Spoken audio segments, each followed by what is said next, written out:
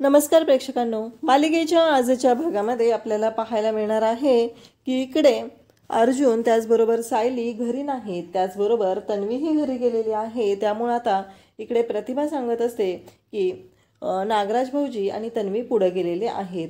त्याचबरोबर इकडे पाहायला मिळतं की सगळेजण म्हणत असतात की मग अर्जुन आणि सायली कुठं गायब झालेत। घरात एवढी सगळी पाहुणे आलेली होते, एवढा होळीचा सण चालू होता, पण ह्या दोघांना काय झालंय ना ते कळतच नाहीये। कारण या दोघांना फक्त आणि स्वतःचाच स्वार्थ दिसतो। नक्की ते कुठे गेलेले असतील। त्यावेळेस इकडे अश्विन मात्र तोंड सोडून बोलतच असतो। तो म्हणत असतो की ती मुलगी बोलली असेल आणि दादा तिच्याच म्हणण्याप्रमाणे करत असतो, गेले असतील दोघं जण कुठेतरी हिंडायला, असं त्याचं बोलणं चाललेलं असतं। प्रतिमाला मात्र वाईट वाटत असतं। प्रतिमाला असं वाटत असतं की नाही, सायली अशी बेजबाबदार मुलगी नाहीये, सायली असं वागू शकत नाही असं ती सगळ्यांना समजून सांगण्याचा प्रयत्न करत असते। परंतु सायली नक्की कुठे गेलेली आहे हा प्रश्न पडलेला असतो। आणि त्यावेळेस बोलतच लगेचच कल्पना बोलते की मागच्या आठवड्यात पण अर्जुन रात्रभर घरी आलेला नव्हता। त्यावेळेस पूर्णाजी म्हणत असते की अर्जुन रात्रभर घरी आलेला नाहीये। तेव्हा हे सगळेजण सांगत असतात की हो, मागच्या आठवड्यात अर्जुन रात्रभर घरी आलेला नव्हता, तो नक्की कुठे गेलेला काय माहिती। पूर्णाजी म्हणत असते मग मला का सांगितलेलं नाहीये तुम्ही। त्यावर कल्पना सांगत असते की हो पूर्णाई, तुम्ही ना माई आजींकडे गेला होता, मग तिकडे गेल्यानंतर मी कसं सांगणार ना तुम्हाला, तुम्ही कशाला टेन्शन घेत बसाल। हे सगळं बोलणं चाललेलं असतं। आणि त्यासोबतच इकडे आपल्याला पाहायला मिळतं की प्रतिमा म्हणत असते की आता मला असं वाटतंय की तशी की ते दोघंही बेजबाबदार नाही आहेत, नक्कीच असं काहीतरी अर्जंट काम आलं असणार आहे म्हणून ते दोघंजण गेलेले आहेत असं प्रतिमाला वाटत असतं। पण ज्या प्रियाला ही चांगली म्हणून मिरवत आहे ती प्रिया काय लायकीची आहे ही गोष्ट मात्र यांना कोणालाच माहिती नसती। कारण प्रियाला तर इकडे महिपतनं किडनॅप केलेलं असतं, तिनं जो गोंधळ घातलेला असतो त्या सगळ्यामुळं। इकडे प्रतिमा मात्र सायलीची बाजू घेत असते। आणि त्यावेळेसच प्रतिमाला पूर्णाजी म्हणत असते की मला सांग, तुला तरी सांगून गेलेत का हे दोघंजण नक्की कुठं जाणार आहेत ते। तेव्हा प्रतिमा म्हणत असते की पूर्णाई, मला काय वाटतंय माहिती आहे का, ते दोघंही बेजबाबदार नाही आहेत, नक्कीच असं काहीतरी अर्जंट काम आलं असणार आहे म्हणून ते दोघंजण गेलेले आहेत। त्यामुळं आपण थांबूया, थोडा वेळ वाट बघूया असं प्रतिमा बोलत असते। तेव्हा मात्र पूर्णाजी म्हणते की तू एवढी तिची बाजू घेते, मला माहिती आहे तुझ्या मनात काय असतं ते, पण प्रतिमा तू चांगली आहेस म्हणून तुला माणसं चांगली दिसतात, पण विचार कर ना, तू त्या मुलीने सांगितलं का जाताना, तुला फोन केलेला आहे का। तेव्हा प्रतिमा म्हणत असते नाही केला फोन, पण मला खात्री आहे की नक्कीच ती कोणत्या तरी प्रॉब्लेममध्ये असणार आहेत म्हणूनच त्या दोघांनी आपल्याला फोन केलेला नाही। एवढं कॉन्फिडेंटली प्रतिमा बोलत असते कारण प्रतिमाचा सायलीवरती पूर्णपणे विश्वास असतो। परंतु सगळेजण आता प्रतिमालाच म्हणू लागतात की तू जे काय बोलत आहे ते पूर्णपणे चुकीचं आहे, कारण असं होऊ शकत नाही, कारण ते दोघंजण खूपच अगदी पोचलेले आहेत। त्यावेळेस कल्पना म्हणत असते की अर्जुन पण तसाच आहे। त्यावेळेस प्रतिमा म्हणते की कल्पना, तू विसरतेस या सगळ्यामध्ये, तू अर्जुनलाही तेवढाच दोष देते, अर्जुनवरही आरोप करते। त्यावेळेस कल्पना म्हणत असते हो बरोबर आहे, मी अर्जुनवरही आरोप करते, कारण हे प्रतिमाला लक्षात आलेलं असतं की सायलीचे संस्कार काढत आहेतच पण अर्जुनचेही काढत असतात। हे सगळे मिळून सायली आणि अर्जुनला फक्त आणि फक्त दोषच देत असतात। आणि त्यात आगीत तेल ओतायचं काम इकडे अश्विन करत असतो। अश्विनला मात्र या सगळ्या गोष्टींचं खूपच भारी वाटत असतं। त्यावेळेसच प्रतिमा म्हणते की कल्पना आणि पूर्णाजी म्हणते की प्रताप फोन कर। पूर्णाजीने प्रतापला फोन करायला सांगितलेलं असतं आणि तेवढ्यातच अर्जुन आणि सायली दोघंही तिथं आलेले असतात।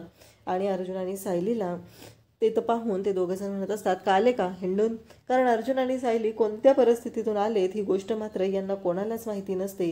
अर्जुन आणि सायली मात्र खूप वाईट परिस्थितीतून आलेले असतात आणि त्यांच्या दोघांना फक्त माहिती असतं की त्यांच्यावरती कुठलं संकट ओढवलेलं होतं। त्याचबरोबर इकडे सायली आणि अर्जुन आल्या लगेच सुरुवात झालेली असते। प्रतिमा म्हणत असते की सायली, काय झालेलं होतं, कुठे गेलेला तुम्ही, नक्की काय प्रॉब्लेम झालेला का, असं प्रतिमा बोलत असते। आणि त्यासोबतच आपल्याला पाहायला मिळतं की प्रतिमाचं असं म्हणणं असतं की सायली, नक्की काय झालेलं होतं, तुम्ही सांगून गेला नव्हता, घरी सगळेजण काळजी करत होते। तेव्हा मात्र सायली आणि त्याचबरोबर अर्जुन दोघंही तिथं असतात। सायली म्हणत असते की प्रॉब्लेमच असा होता म्हणून आम्हाला घरातून बाहेर जावं लागलं होतं, आम्ही खूप मोठ्या अडचणीत सापडलेलो होतो। तेव्हा सगळेजण म्हणत असतात म्हणजे, तेव्हा त्यांना कळत नसतं की हे दोघांना नक्की कोणता प्रॉब्लेम होता, हे दोघंजण कोणत्या प्रॉब्लेममध्ये सापडलेले होते म्हणून असं बोलत आहेत ही गोष्ट मात्र यांच्या लक्षात आलेली नसते। त्यासोबतच आपल्याला पाहायला मिळतं की जेव्हा ह्या सर्व गोष्टी घडत असतात तेव्हा इकडे पूर्णाजी म्हणत असते, काय प्रॉब्लेम असणार आहे? प्रत्येक वेळेस तुम्हाला काही ना काही वाईटच बोलायचं असतं आणि तुमचे प्रॉब्लेम घेऊन तुम्ही इथे समोर येत असता. दोघांनाही त्याबद्दल काहीच वाटत नाही असं पूर्णाजीचं म्हणणं असतं. अर्जुन म्हणत असतो की बास. तेव्हा सायली सांगत असते की मधुभाऊंवरती खूपच वाईट प्रसंग आला होता आणि मधुभाऊंच्या जीवाला धोका होता, म्हणून आम्ही दोघंजण बाहेर गेलो होतो. हे सगळं बोलणं चालू असतं आणि त्याच वेळेस इकडे पाहायला मिळतं की प्रतिमा म्हणत असते, अगं पण सायली नक्की झालेलं काय? तेव्हा सायली आणि अर्जुन सांगत असतात की आम्ही मधुभाऊंना इथे सोबत घेऊन आलेलो आहे, त्यांच्या जीवाला धोका आहे. जेव्हा सायली आणि अर्जुन ही गोष्ट इथे सगळ्यांना सांगत आहेत तेव्हा मात्र या सगळ्यांना असं वाटत असतं की काय आहे, कारण त्यांना ही गोष्ट पटलेलीच नसते, त्यांना पचनीच पडत नसतं आणि त्यामुळंच त्यांचं असं बोलणं चाललेलं असतं. त्यांना असं वाटत असतं की काय गरज आहे, म्हणजे इथं घेऊन यायची काय गरज आहे तुम्ही, असं त्यांचं म्हणणं असतं आणि त्यामुळंच ह्या सर्व गोष्टी घडत असतात. त्यांना असं वाटत असतं की मधुभाऊंना इथं आणण्याची गरजच काय आहे, कारण या घरामध्ये जर आम्ही तुला स्वीकारत नसेल तर मधुभाऊंना इथे कशासाठी आणायचं आहे. त्यावेळेस इकडे आपल्याला पाहायला मिळतं की नागराज आणि महिपत या दोघांनी आता प्रियाला किडनॅप करून ठेवलेला आहे.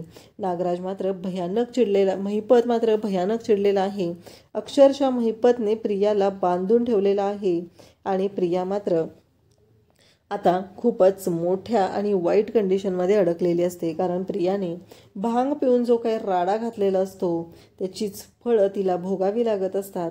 कारण भांग पिऊन तिनं सगळीकडे बोंबाबोंब केलेली असते की मधुभाऊ सापडलेले आहेत आणि मधुभाऊ मुळशीत आहेत.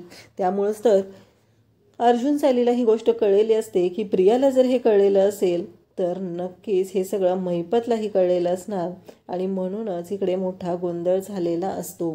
त्यासोबतच इकडे नागराज आणि त्याचबरोबर महिपत दोघंही असतात आणि नागराज आणि महिपत यांचं असं म्हणणं असतं की काहीही झालं तरीही आत्ता मात्र ह्या प्रियाला सोडायचं नाही, कारण प्रियाने जो काही गोंधळ घालून ठेवलेला आहे त्याची शिक्षा तर तिला भोगावी लागणारच आहे असं महिपतने ठरवलेलं असतं. आणि आता महिपत चिडलेला आहे म्हणजे बास, महिपत कोणत्याही थराला जाऊ शकतो ही गोष्ट मात्र चांगलीच माहिती आहे. आणि इकडे महिपत म्हणत असतो की नागराज शेठ, कोणीतरी आज मूर्ख आहे ना, त्या मूर्खाने सगळी बोंबाबोंब केलेली आहे, भांग पिऊन बोंबाबोंब केलेली आहे, म्हणून त्या सगळ्यांना कळलं की आपल्याकडे तो आपलं पाखरू सापडलेलं आहे आणि आज हिच्यामुळं हा सगळा गोंधळ झालेला आहे, तर हिला मात्र मी सोडणार नाही. हे सगळं नागराजला महिपत सांगत असतो, कारण महिपतला रागच एवढा आलेला असतो. महिपतने ठरवलेलं असतं की आता काहीही झालं तरीही शांत राहायचं नाही आणि महिपत म्हणत असतो की आता तुझा खेळ खलास. आणि मग तो प्रियाच्या जवळ आलेला असतो आणि प्रियाला बोलत असतो की आता तू संपणार, कारण तू मूर्खपणा केलेला आहे, तुझ्या मूर्खपणामुळे त्यांना कळलेलं होतं की या सर्व गोष्टी काय आहेत ते. हे सगळं बोललं जात असतं आणि त्यासोबतच इकडे नागराज आणि महिपत तिथं असतात आणि नागराजला महिपत म्हणत असतो की नाही, काहीही झालं तरीही या मुलीला आता मी सोडणार नाही. हे सगळं बोलणं चाललेलं असतं. तेव्हा प्रिया मात्र खूप घाबरलेली असते.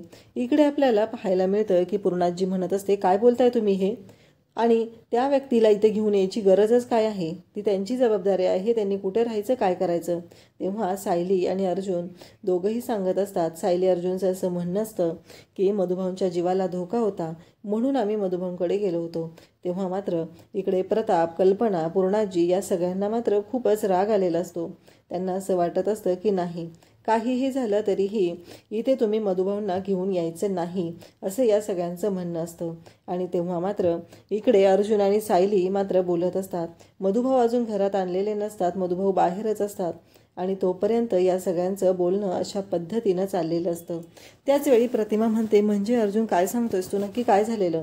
अर्जुन सांगत असतो की प्रतिमात्या, मधुभाऊंच्या जीवावर काही माणसं उठलेली आहेत आणि ज्याच्यामुळं मधुभाऊंना त्रास होत आहे. हे सगळं बोललं जात असतं आणि तेव्हा मात्र अर्जुन म्हणत असतो की म्हणून आम्ही इथे घेऊन आलेलो आहोत. तेव्हा अश्विन पुढे बोलायला येतो आणि अश्विन म्हणू लागतो की ती त्यांची जबाबदारी आहे ना, आणि तुम्ही दोघंजण उठसूट कुणालाही कसं घेऊन येता रे, असं तो बोलत असतो. तेव्हा अर्जुन म्हणत असतो की तुम्हाला माहिती आहे की मी इथे त्यांना का आणलेलं आहे, कारण ते सायलीचे वडील आहेत आणि सायलीची जबाबदारी आहे त्यांना सांभाळणं. त्याचवेळी इकडे पूर्णाजी म्हणत असते, म्हणजे आता तू आम्हाला कायदा दाखवणार, कारण अर्जुनने त्यांना कायदा काय असतो ते दाखवलेलं होतं आणि कायद्यानंच आता त्यांची वाट कशी लावायची हेही ठरवलेलं होतं. म्हणून तर आता ते बोलत असतात की तू आम्हाला कायदा दाखवणार का? तेव्हा अर्जुन म्हणत असतो की पहिली गोष्ट, हे सायलीचंही घर आहे आणि या घरामध्ये सायलीचे बाबाही राहू शकतात. अर्जुन ठामपणे ह्या गोष्टी बोलत असतो आणि सगळ्यांना सांगत असतो. आणि त्यासोबतच अर्जुनचं असं म्हणणं असतं की काहीही झालं तरीही आत्ता मधुभाऊ इथेच राहणार. मधुभाऊ म्हणत असतात की सायली बाळा, तुमच्या प्रेमासाठी मी इथे येण्याचा निर्णय घेतला, कारण मला माहिती होतं की या घरात मी आल्यानंतर काय होणार आहे आणि मला या घरात वाद नको आहेत. म्हणूनच मी तुला सांगितलेलं होतं की मी तुमच्यासोबत येत नाही, पण तुमच्या दोघांच्या हट्टामुळे मला यावं लागलेलं आहे. त्याचबरोबर इकडे बोलायला सुरुवात करते ती म्हणजे कल्पना. ती म्हणत असते की कसं आहे माहिती आहे का, या मुलीला आम्ही सून म्हणून स्वीकारलेलंच नाही, पण हिच्या माहेरच्या माणसांनाही अक्कल नाही आहे, तीही इथे येऊन राहत आहे. हे सगळं बोलणं सुरू झालेलं असतं आणि त्यावेळेस मात्र अर्जुन म्हणत असतो की त्यांच्या जीवाला धोका आहे, म्हणून मला त्यांना इथे घेऊन यावं लागलेलं आहे, असं अर्जुनने सांगितलेलं असतं. त्यासोबतच इकडे पाहायला मिळतं की अर्जुन बोलत असतो, परंतु ऐकायला मात्र कोणी तयारच नसतं. आणि त्यावेळेस मात्र अर्जुन म्हणत असतो की प्रतिमा त्यावेळेस प्रतिमा पण सगळं ऐकत असते आणि प्रतिमाला अर्जुन बोलत असतो, म्हणजे अर्जुन आणि प्रतिमा यांच्या दोघांमध्ये आता काय बोलणं होणार असतं हे मात्र त्यांनी ठरवलेलं असतं. आणि मग त्यामुळंच यांना सगळ्यांना कळणार असतं की नक्की गोष्टी कशा घडणार आहेत. मधुभाऊ म्हणत असतात की नाही सायली, मी तर नाही राहू शकत. तेव्हा मात्र सायली सांगत असते की मधुभाऊ, तुम्हाला माझी शपथ आहे, तुम्ही मी जोपर्यंत सांगत नाही तोपर्यंत या घरातून जायचं नाही.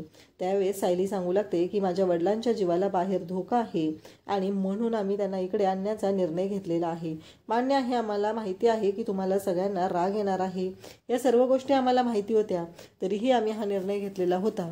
कारण मी तुम्हाला हात जोडून विनंती करते की प्लीज माझ्या वडिलांना काही दिवस इथं राहू द्या, कारण त्यांच्या जीवन मरणाचा प्रश्न आहे, हे सायलीचं सांगणं असतं. परंतु ह्या लोकांमधली माणुसकी मात्र गेलेली आहे आणि या लोकांमध्ये जराशीही माणुसकी शिल्लक राहिलेली नाही.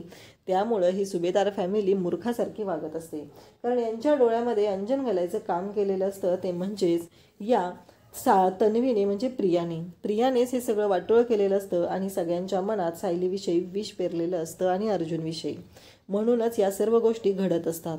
सायली मात्र आता सगळ्यांच्या समोर हात जोडून उभी आहे आणि सगळ्यांना सांगत आहे की प्लीज माझ्या मधुभाऊंना राहायची इथे परवानगी द्या, कारण त्यांच्यावरती जो प्रसंग ओढवलेला आहे तो खूप वाईट आहे. इथे प्रिया मात्र म्हणत असते की नाही, मला जगायचं आहे, प्लीज असं नका करू. महिपत म्हणत असतो की नागराज शेठ, मराठी गाणं लावा. मला सांगा पहिलं, तुमची भाषा कोणती आहे? मातृभाषा मराठीच ना. माझी पण मातृभाषा मराठीच आहे. हे सगळं नागराजला बोलत असतो महिपत आणि म्हणत असतो की मराठी गाणं लावायचं म्हणजे लावायचं, आत्ताच्या आत्ता. माझ्या बंदुकीत 7 गोळ्या आहेत आणि मी त्या गोळ्या झाडणार. मग हिचा जर त्याच्यात डाव संपला की संपला, काहीही झालं तरी हिला मी सोडणार नाही. हे सगळं नागराज बोलत असतो आणि नागराजला महिपत सांगत असतो. नागराज म्हणत असतो की प्लीज असं नको करू महिपत. महिपत मात्र म्हणत असतो की गाणं लावा, आत्ताच्या आत्ता गाणं लावा. हे सगळं बोलणं सुरू झालेलं असतं आणि त्याचबरोबर नागराजने आता गाणं लावलेलं असतं आणि मग चांगलं डीजेवालं गाणं पाहिजे, ढिंच्याकवालं गाणं पाहिजे, कारण हिची खोपडी जेव्हा फुटणार आहे तेव्हा मात्र तो आवाज बाहेर गेला नाही पाहिजे, असं महिपतचं म्हणणं असतं. आणि मग गाणं लावलं जातं. जेव्हा गाणं लावलेलं असतं तेव्हा मात्र इकडे प्रियाची वाट लागलेली असते. प्रिया मात्र अगदी घामाघूम झालेली असते, कारण आता कोणतीही क्षणी तिचं मुंडकं उडणार हे मात्र पक्क झालेलं असतं. आणि नागराज पण घाबरलेला असतो, कारण आता महिपतच एवढा चिडलेला असतो की महिपतला अशा कंडिशनमधून बाहेर काढणं हे नागराजसाठीही पॉसिबल नसतं. नागराज ही चांगलाच घाबरलेला असतो आणि प्रियाची मात्र वाट लागलेली असते. प्रिया मात्र रडत असते, ओरडत असते, परंतु आता तिचा खेळ मात्र खल्लास होणार असतो याबद्दल काही शंका नसते. आणि मग महिपत म्हणत असतो की तुला बोंबाबोंब करायला कुणी सांगितली होती? कारण तू बोंबाबोंब केलेली आहे म्हणून तो मधुकर पाटील माझ्या हातून निसटलेला आहे. हे सगळं फक्त आणि फक्त तुझ्यामुळे झालेलं आहे. तुला कुणी सांगितलं होतं? तेव्हा प्रिया म्हणत असते की मला नाही माहिती, मी कधी भांग पिले, मी तर तो मट्टा पिलेली होती, पण त्यात भांग कसा आला मला नाही माहिती आणि हे सगळं कसं झालेलं आहे हे मला कळत नाही आहे, असं प्रिया बोलत असते. तेव्हा महिपत म्हणत असतो कळत नाही म्हणजे कसं कळत नाही आहे तुला? नाही, बोंबाबोंब करायचं बरं कळतं, तुला माहिती होतं ना हे सगळं तुझ्यामुळे झालेलं आहे. आणि आता यातली कोणती गोळी तुला लागेल आणि काय होईल हे तुझा प्रश्न आहे, तो तू बघायचा आहे. हे सगळं बोलणं चालू असतं आणि महिपतने आता रिव्हॉल्वर हातात घेतलेलं असतं. नेम रोखून धरलेला असतो आणि कोणत्याही क्षणी प्रियाचा डाव खेळ खल्लास होऊ शकतो अशा कंडिशनला प्रिया येऊन थांबलेली असते. महिपत ऐकायला तयार नसतो. महिपत मात्र अगदी राक्षसी वृत्ती झालेली असते. तो चिडलेला असतो आणि प्रियाला आज कळलेलं असतं की आपण किती मूर्ख आहोत, आपण कोणत्या माणसांसोबत राहत आहोत याची मात्र तिला जाणीव झालेली असते. तिला बांधून ठेवलेलं असतं आणि महिपतने गोळी घालायला सुरुवात केलेली असते. इकडे सायली जेव्हा हात जोडत असते तेव्हा अर्जुन म्हणत असतो की नाही सायली, थांबा, कारण हे तुमचंही घर आहे आणि तुम्ही इथे हात जोडायचा नाही. या घरामध्ये तुमचे वडील कोणत्याही प्रसंगी कधीही राहू शकतात आणि तुमच्या वडिलांना या घरामध्ये राहण्याचा पूर्णपणे अधिकार आहे. हे सगळं बोलणं चालू झालेलं असतं आणि तेव्हा मात्र आपल्याला पाहायला मिळतं की जेव्हा या सर्व गोष्टी घडत असतात तेव्हा मात्र इकडे प्रतिमा त्याचबरोबर अर्जुन सायली बोलत असतात. तेव्हा कल्पनाचं असं म्हणणं असतं की काही झालं तरी या मुलीला आम्ही आमच्या घरातलेच मानत नाही, तर त्यामुळं तिनं या घरामध्ये राहण्याचा आणि तिच्या वडिलांनी राहण्याचा प्रश्नच नाही. कारण हे काही आश्रम करून टाकायचं नाही आहे आणि हे सगळं जे काही तुम्ही बोलत आहात, करत आहात ते मला अजिबात आवडलेलं नाही, असं त्यांचं बोलणं चाललेलं असतं. आणि त्यासोबतच इकडे आपल्याला पाहायला मिळतं की मधुभाऊ मात्र शांत उभे असतात, कारण सायलीने आता त्यांना शपथ घातलेली असते आणि सायलीने सांगितलेलं असतं की जोपर्यंत मी सांगत नाही तोपर्यंत तुम्ही इथून कुठेही जाणार नाही. प्रताप म्हणत असतो की अर्जुन, तू चुकत आहे, कारण तुझ्या या वडिलांना तू इथे आणण्याचा विचारच का केलेला आहे हा प्रश्न मात्र आता प्रतापने विचारलेला असतो. आणि कारण ज्या मुलीला आम्ही तिलाच इथे घरातलं मानत नाही त्यामुळं या घरामध्ये तिच्या वडिलांनीही यायचा प्रश्नच येत नाही. तेव्हा मात्र आता अर्जुन म्हणत असतो की प्रतिमात्या, माझं तुझ्याकडे काम आहे, मला एक गोष्ट तुझ्याकडून ऐकायची आहे. मला काय वाटतं माहिती आहे का, पूर्णाजीला इथे खूप त्रास होत आहे ना, तर तू पूर्णाजीला घेऊन तुझ्या घरी जा, असं जेव्हा बोललेला असतो अर्जुन तेव्हा प्रतिमा म्हणत असते की हो अर्जुन, बरोबर आहे तुझं, पण मी पूर्णाईंना घेऊन माझ्या घरी घेऊन जाऊ शकत नाही. कारण इकडे प्रताप त्याचबरोबर कल्पना आणि पूर्णाजी मधुभाऊंच्या बाबतीत जे बोललेले असतात तेच बोलणं इथं आता प्रतिमा बोलत असते. प्रतिमा म्हणत असते नाही, कसं आहे, मला खूप आवडत आहे, पण जर रविराजांनी तिथे पूर्णाईचा अपमान केला तर मला ते सहन होणार नाही. कारण रविराजांचं आत्ता माहिती आहे ना तुम्हाला काय झालेलं आहे, ते किती चिडलेले आहेत. आणि जर रविराजांनी पूर्णाईला सांगितलं की तुम्ही बाहेरच्या आहात, परके आहात, कारण कसं आहे, मला माहिती आहे पूर्णाईंनी माझा सांभाळ केलेला आहे, ते माझी मानलेली आई आहे, पण जर रविराजांनी पूर्णाईंचा अपमान केला तर ही गोष्ट मात्र मला अजिबात सहन होणार नाही आणि त्यामुळं मी पूर्णाईंना तिथे घेऊन जाऊ शकत नाही. आणि जर रविराजच पूर्णाईला बोलले की तुम्ही परके आहात, तुम्ही आमच्या घरात कशासाठी आलेला आहात, हे जेव्हा प्रतिमाचं बोलणं चालू असतं आणि तेव्हा मात्र सगळेजण आता प्रतिमाकडे पाहू लागतात. कारण सगळ्यांना असं वाटत असतं की रविराज असे बोलणारच नाही आहेत, म्हणून सगळेजण म्हणत असतात की काय बोलतेस तू, हे रविराज असं बोलणं शक्यच नाही आहे. तेव्हा प्रतिमा म्हणत असते हो, बोलू शकतात ते असं, कारण काहीही झालं तरीही आत्ता त्यांच्या मनात तुमच्याबद्दलचा राग आहे, तुमच्याबद्दल त्यांच्या मनात काहीही वाटत नाही आहे, कारण त्यांना फक्त तुमच्याबद्दल रागच आहे आणि तुमच्याबद्दलचा द्वेषच त्यांच्या मनात आहे. पण मला मात्र हे सहन होणार नाही. रविराज जर असे बोलले तर मी काय करू, कारण माझ्या आईबद्दल असं बोललेलं मला सहन नाही होणार. तेव्हा सगळेजण म्हणू लागतात की नाही प्रतिमात्या, असं रविराज बोलू शकतच नाही आहेत, कारण ते एवढे कोडक्या मनाचे नाही आहेत. तेव्हा इकडे प्रतिमा म्हणत असते कसं आहे माहिती आहे का, मग एवढं तुम्हाला माहिती आहे, मलाही माहिती आहे की रविराज असं बोलणं शक्यच नाही आहे, कारण किल्लेदारांच्या घरामध्ये व्याह्यांचा अपमान कधीच होणार नाही हे मला माहिती आहे. मग सुभेदारांच्या घरात का होतोय, कारण सुभेदारांच्या घरातही व्याह्यांना अजिबात किंमत दिली जात नाही. आज सुभेदारांच्या घरातही व्याही आलेले आहेत आणि त्यांचा अपमान केला जातोय, ही गोष्ट मात्र मला पटलेली नाही, असं ती बोलत असते. तेव्हा मात्र आता प्रतिमाने चांगलीच तोंडात चप्पल मारलेली असते, ती म्हणजे कल्पना, प्रताप आणि पूर्णाजीच्या. कारण तिनं दाखवून दिलेलं असतं की तुम्ही तुमच्या व्यायांशी ज्या पद्धतीनं बोलत आहात त्याच पद्धतीनं जर माझा नवरा तुमच्याशी बोलला तर कसं होईल. आणि मग तेव्हा मात्र सगळेजण शांत होतात. तेव्हा अर्जुन म्हणत असतो की बाद झालं, आत्तापर्यंत मी खूप ऐकून घेतलेलं आहे, पण आता मी तुम्हाला कायद्याचीही भाषा दाखवू शकतो. या घरावरती माझाही तेवढाच हक्क आहे आणि या घरामध्ये राहण्याचा माझा हक्क कोणीही काढून घेऊ शकत नाही. आणि अर्जुन मात्र कायद्याची भाषा बोलायला लागला की मग मात्र सगळ्यांची वाट लागू शकते, हे त्यांना सगळ्यांना चांगलंच माहिती आहे. आणि त्यामुळं अर्जुनने ती भाषा बोलण्याआधी सगळेजण शांत बसलेले असतात आणि सगळ्यांनी आता ठरवून टाकलेलं असतं की ठीक आहे. तेव्हा सायली आणि अर्जुन म्हणत असतात की मधुभाऊ चला, आउटहाऊसमध्ये तुम्ही राहायचं आहे. आणि तो विमललाही सांगू लागतो की विमल, मधुभाऊंचं साहित्य घेऊन आउटहाऊसकडे जा आणि तिथं त्यांची व्यवस्था कर. आता मधुभाऊंचं साहित्य आउटहाऊसकडे पाठवलेलं आहे आणि तिकडे छान अशी त्यांची सोय करायला सांगितलेली आहे. तेव्हा मधुभाऊ म्हणत असतात की माफ करा, कारण आत्ता जी परिस्थिती ओढवलेली आहे ती खूप चुकीच्या पद्धतीची होती, म्हणून मला माझ्या जावयांनी आणि लेकीने इथं आणलेलं आहे. पण मला मात्र इथं यायची इच्छा नव्हती. मी त्यांना आधी तसं सांगितलंही होतं. आणि प्रतिमाने हे जेव्हा बोलल्यानंतर सगळ्यांचे डोळे उघडलेले असतात, सगळेजण पाहत राहतात, कारण ते मधुभाऊंशी चुकीचे वागलेले आहेत ही गोष्ट मात्र सगळ्यांच्याच लक्षात आलेली असते. आणि त्यासोबतच इकडे आपल्याला पाहायला मिळतं की इकडे अश्विन मात्र जेव्हा पाहत असतो, बोलत असतो, तेव्हा मात्र आजकाल अश्विनचं वागणं मात्र खूपच विचित्र होत चाललेलं असतं. आणि अश्विनला प्रत्येक वेळेस असं वाटत असतं की काहीही झालं तरीही आपण जे काय बोलत आहोत त्याचा विचारही करायचा नाही, फक्त आणि फक्त बोलतच राहायचं. अर्जुन आणि सायलीने मधुभाऊंना आता त्या घरामध्ये मान मिळवून दिलेला आहे. प्रतिमानेही तेच केलेलं आहे, कारण अर्जुनने तर हा निर्णय घेतलेला होता की प्रतिमात्या तू पूर्णाजीला घेऊन जा, कारण तिला असंही तिच्यासमोर वाद व्हायला नको आहेत, आम्हालाही असंच वाटत आहे आणि म्हणूनच मी तुला सांगत आहे. पण प्रतिमाने तोंडावर स्पष्टपणे नकार देत इथे वाट लावलेली असते.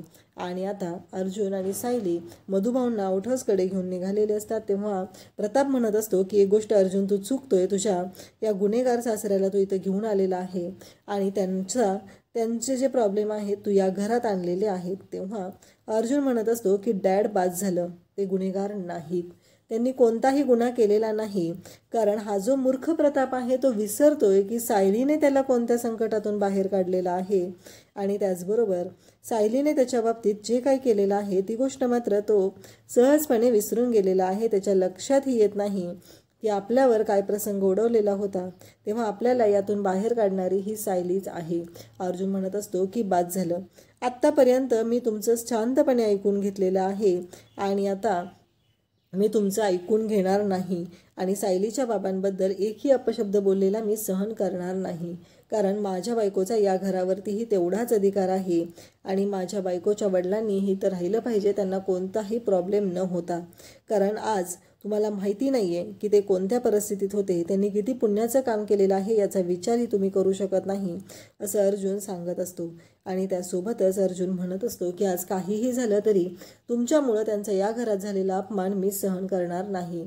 आणि इकडे पूर्णाजी म्हणते की बाद झालं, आता मी माझ्या रूममध्ये जाऊन पडते, कारण हा मुलगा काही ऐकण्याच्या मनस्थितीतच दिसत नाही. आणि त्याचबरोबर पूर्णाजी तिथून निघून जाते. अर्जुन, सायली तिथे असतात. कल्पना आणि प्रताप पाहू लागतात. त्यानंतर अर्जुन आणि सायली मधुभाऊंकडे आलेले असतात. सायली मधुभाऊंना पाणी देत असते, त्यांना समजून सांगत असते, त्यांना म्हणत असते की मधुभाऊ, अजिबात काळजी करायची गरज नाही आणि मला माहिती आहे आता तुम्हाला भूक लागली असणार आहे, मी तुमच्यासाठी काहीतरी तुमच्या आवडीचं खास बनवते जे तुम्हाला आवडतं. तेव्हा मधुभाऊ म्हणत असतात की जावई बापू, अहो मला माझ्यामुळं तुमच्या घरामध्ये कलह झालेला नको आहे. अर्जुन म्हणत असतो की हो मधुभाऊ, मला माहिती आहे. पण सायली म्हणत असते की मधुभाऊ, प्रॉब्लेम काय आहे माहिती आहे का, त्या घरातल्यांचा राग तुमच्यावर नाही आहे किंवा त्यांचे हे संस्कार नाही आहेत, पण आत्ता जो प्रसंग ओढवलेला आहे तो वाईट आहे आणि म्हणून हे सगळं घडत आहे, असं अर्जुन आणि सायली ही दोघंही मधुभाऊंना समजावू लागतात. आणि सायली म्हणत असते की मधुभाऊ, मी तुमच्यासाठी खायला बनवून आणते. त्याचबरोबर अर्जुनही तिथं असतो. अर्जुनही म्हणत असतो की मधुभाऊ, अजिबात काळजी करू नका, आराम करा, कारण इथे सगळ्यांसोबत मी आहे तुमच्यासोबत. आणि त्याचबरोबर तुम्हाला काहीही प्रॉब्लेम झाला तर मला आवाज द्या, मी धावत येईल. कारण अर्जुनने मधुभाऊंची पूर्णपणे जबाबदारी घेतलेली आहे आणि अर्जुन मधुभाऊंसाठी काहीही करायला तयार आहे, हे अर्जुनने मधुभाऊंना सांगितलेलं असतं. उद्याच्या भागामध्ये आपल्याला पाहायला मिळणार आहे की सायली आणि अर्जुन यांचं बोलणं सुरू आहे. सायली म्हणत असते की आपण मधुभाऊंना घेऊन इथं आलेलो आहोत, पण मधुभाऊंच्या जीवाचा धोका टळलेला आहे असं मला अजून वाटत नाही. आणि इथे जर महिपतची माणसं आली तर इथल्या माझ्या माणसांना मी संकटात नाही टाकू शकत, असं सायली अर्जुनला सांगत असते. परंतु इकडे घडतंय मात्र वेगळंच. अश्विन त्याचबरोबर प्रिया यांच्या लग्नाची बोलणी करण्यासाठी अख्खी सुभेदार फॅमिली ही किल्लेदारांकडे गेलेली आहे. आणि आता इकडे प्रतिमा तिथं आहे आणि प्रतिमाला ही गोष्ट कळू द्यायची नाही. हा प्रियाचा जो डाव असतो तो उधळला गेलेला आहे. कारण प्रियाला असं वाटत असतं की ह्या गोष्टी जर प्रतिमाला कळल्या तर खूप अवघड होणार आहे. आणि आता प्रतिमाला सांगायला हे सगळेजण तिथं आलेले आहेत आणि प्रतिमाला म्हणत आहेत की या विषयावरती मला तुझ्याशी बोलायचं आहे. आता प्रियाच्या लग्नाचा बँड कसा वाजणार हे आपल्याला पुढे पाहायला मिळणार आहे. अशाच अपडेटसाठी चॅनलला सबस्क्राईब करा. थँक्यू.